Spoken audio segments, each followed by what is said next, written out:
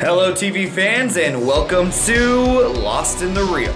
Today I'm going to be covering Ryan Murphy's new Netflix limited series, The Watcher.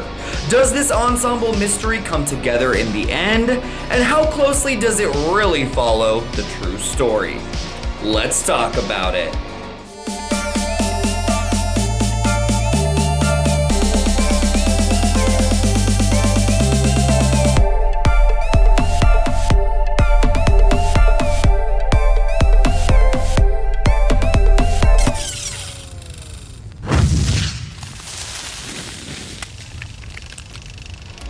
The Watcher is created by Ian Brennan and Ryan Murphy. It stars Naomi Watts, Bobby Cannavale, Margo Martindale, Noma Dumezweni, Jennifer Coolidge, and Mia Farrow. After the Brannick family moves into what was supposed to be their suburban dream home, it quickly becomes a living hell. Ominous letters from someone calling themselves the Watcher are just the beginning as the neighborhood's sinister secrets come spilling out. Ryan Murphy is riding high right now because of his recent success with Dahmer, and I have a feeling he is going to have a lot more to be excited about with his new limited series, The Watcher. This show is tailor-made for the Netflix audience, with its horror and mystery elements and ripped from the headline's narrative. There's no doubt in my mind that it will be a huge hit for the streaming platform, though I doubt it will reach the numbers that Dahmer was able to pull off. But the real question is it any good? Well, I would say mostly yes, but there's a lot here that doesn't work as well. The Watcher, to me, is the definition of a guilty pleasure. It's probably the most addicting thing I've watched in quite a while. It's one of those shows that get you irritated by the Netflix notification asking if you're still watching, because of course you are. This is the reason why they created the term binge watching. You have to stay up all night to find out who the culprit is and why they are doing what they're doing. In that way, this reminded me so much of last year's Netflix show, Clickbait. The substance of that show wasn't all that good, but it was an entertaining ride that had you hooked until you got to that ham-fisted finale. And speaking of endings, well, I'll get to that in a second. Right off the bat, I felt like the tone of the show was really off. There were moments when it would be creepy and suspenseful, then all of a sudden it was trying to be darkly comedic, then it would be flat out ludicrous and silly. There was a part of me that felt like I was watching a spoof of the genre at times. Like in another Netflix series, The Woman in the House Across the Street from the Girl in the Window. Luckily, The Watcher finds its rhythm as its episodes progress, but then it runs into another problem. It starts to be increasingly repetitive. I think the reasoning behind this is that it's based on a very simple true story, and the showrunners have stretched the idea into 7 episodes. What actually happened in real life was a couple bought a house in New Jersey, and before they had even moved in, they started getting threatening letters in the mail from this Watcher.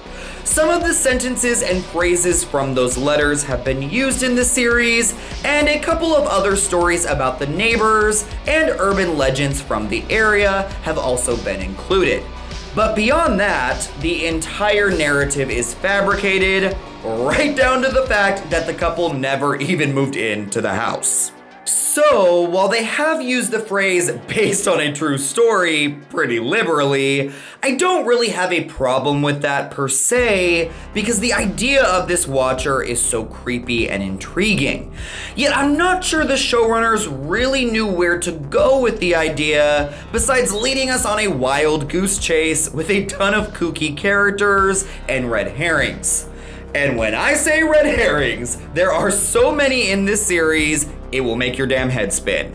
There's a feeling that you get while watching that you are just going around and around in a circle, and there's just no end in sight. And to my surprise, the showrunners do actually take that concept and use it to their advantage in the ending. Though I don't think they've crafted a satisfying enough conclusion to this story, especially a story that revolves around its mystery so much that it wouldn't be anything without it. I do think they've done enough to make me walk away not feeling like I've completely wasted 7 hours of my life. Without giving too much away, there's a couple of times in the last few episodes where you think that our characters have solved the mystery. And every single time I would be furious because I wasn't satisfied by that end result. Then the showrunners would throw another twist at us and we would realize that the mystery wasn't actually solved yet. And I would be content again. Maybe I just never wanted it to end? I don't know. Either way, I think that how they've finished the whole thing is probably one of the best ways that they could have possibly ended it. But I still think it's gonna be divisive with audiences. For me, the main reason to tune into The Watcher is for this incredible ensemble of performers.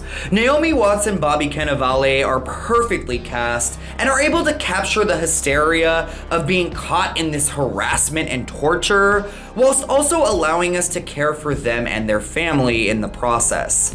You might get irritated at their actions, but you also can't help but feel so bad for their predicament as well.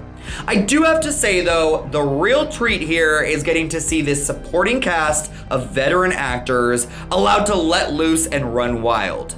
Though their characters are so over the top, they oftentimes teeter on the edge of camp, you can tell this ensemble is just having so much fun. With the likes of Margo Martindale, Jennifer Coolidge, Christopher McDonald, Richard Kind, and Mia Farrow sinking their teeth into these batshit crazy roles, it's truly hard to resist. My MVP has to go to Noma Dumezweni though, who plays the private eye Theodora Birch. I honestly would love to see this character get her own prequel spin-off series. You know, there's really a whole lot to love about Ryan Murphy's The Watcher. My biggest compliment I can give it is that I really enjoyed my time watching it. My biggest complaint is, looking back, I'm not sure that there was a whole lot there that warranted my investment. But not all things have to have a deeper importance other than providing its audience with some schlocky, mindless entertainment. And The Watcher is able to do just that. So I will be giving The Watcher 3.25 ferrets out of 5. This is the definition of a binge-worthy guilty pleasure. The Watcher is a show that will have you hooked from beginning to end, but once it's over, you'll probably forget all about it. Thank you so much for watching Lost in the Reel. What are your thoughts on The Watcher? Were you hooked on it like I was? And what are your thoughts on that ending? Sound off in the comment section down below. And until next time, my friends, take care.